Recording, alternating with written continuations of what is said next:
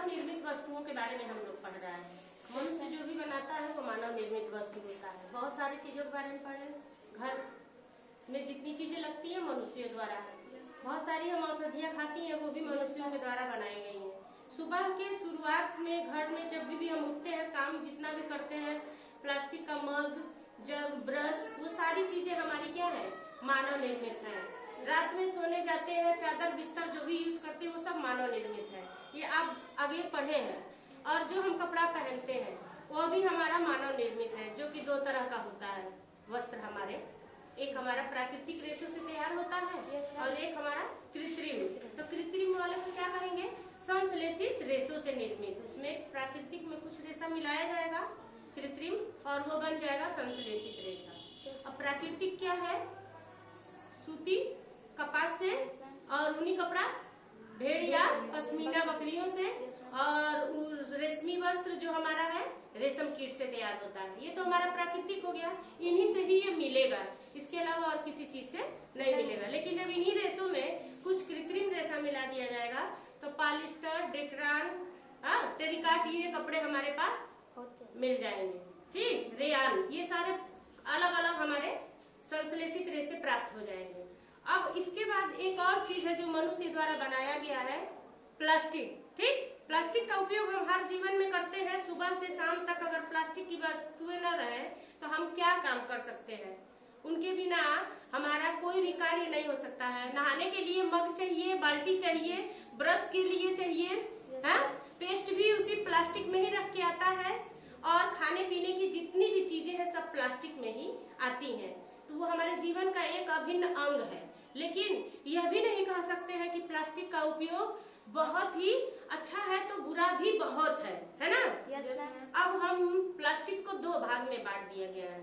ठीक, प्लास्टिक को दो तरह के प्लास्टिक होते हैं। एक प्लास्टिक मतलब इनकी कठोरता के आधार पे, इनकी गलनांक के आधार पे इनको दो भाग में बांट दिया गया है। एक क्या है, जो कि हम उनको फिर से गला के और फिर दोबारा कोई चीज नहीं बना सकते हैं।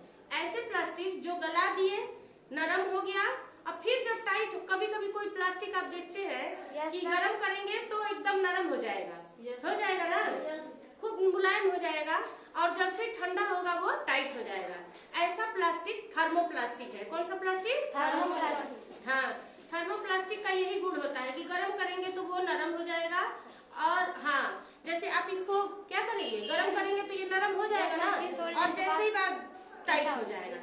लेकिन गाड़ी का जो वो हैंडल होता है, हैंडल, उसको गर्म करेंगे तो वो नरम होगा, पिघलेगा?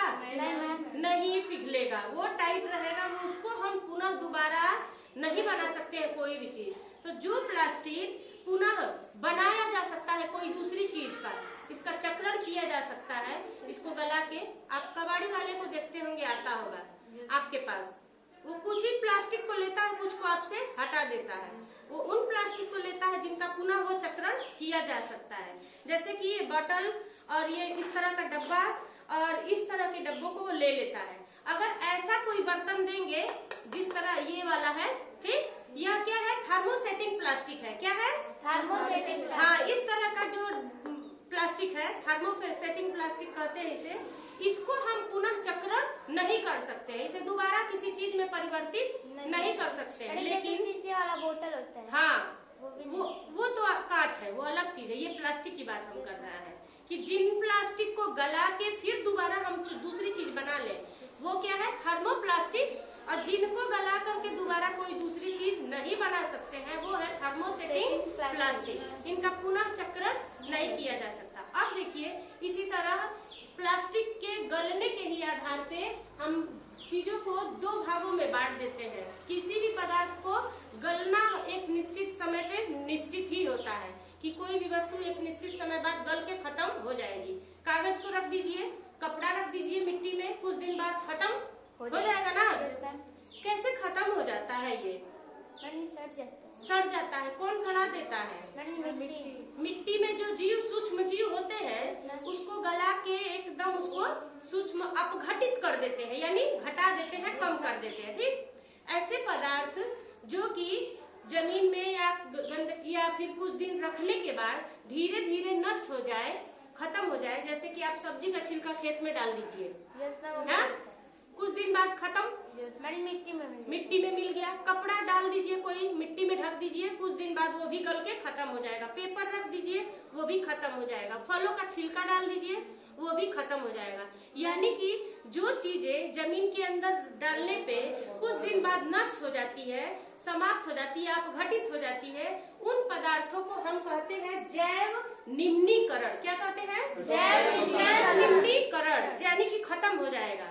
और अजैव निम्नीकरण वो होते हैं जो कि कुछ क्या होंगे, नहीं गलेंगे। जैसे कि ये प्लास्टिक को आप अगर मिट्टी में रख देंगे तो ये कई हजार साल तक वैसे ही पड़े रहेंगे। आप कभी भी खेतों में देखते होंगे, जब आप खेत में मिट्टी निकालते हैं, कोई प्लास्टिक आपके नीचे आता होगा, वो जल्दी नहीं गलता होगा, वैसे को वैसे पड़ा रहता है। तो ये पर्यावरण के लिए बहुत ही नुकसानदायक होते हैं, क्योंकि इनकी प्रकृति क्या होती है, अजैव निम्नीकरण की। इन्हें सूक्ष्म जीव नहीं हटाते हैं। जो मिट्टी में सूक्ष्म जीव होते हैं वह क्या करते हैं, वो इन्हें नहीं घटाते हैं। ठीक ना? तो ये अजैव निम्नीकरण जो नहीं घटते हैं, और जो सूक्ष्म जीव घटा देते हैं उन्हें जैव निम्नीकरण। समझ में आ गया ना?